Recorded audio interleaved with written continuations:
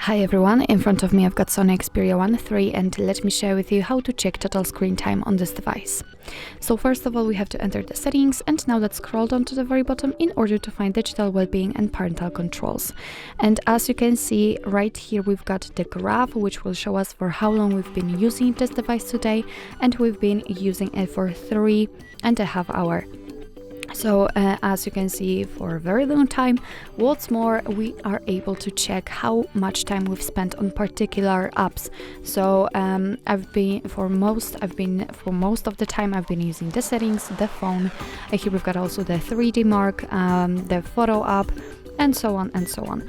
After tapping on this graph, you can enter the weekly graphs. So you're able to check for how long you've been using this device in a week.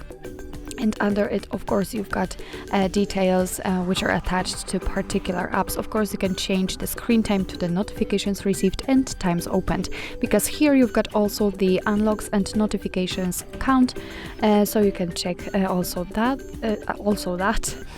Here you've got the ways to disconnect. So if you need the time for yourself, if you need your device to be a little bit more silent and less distracting, then you can set, for example, the focus mode. So after tapping on it, you will be able to pick the apps from which you receive the most notifications, and then your device will limit them. So for example, let's pretend that I received the most notifications from the Chrome.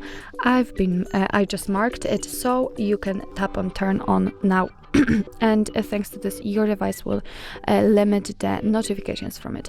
Here you've got also some options to reduce interruptions, and they are basic options. So after tapping on it, you will be able to get into the options which will allow you to manage notifications or the do not disturb mode.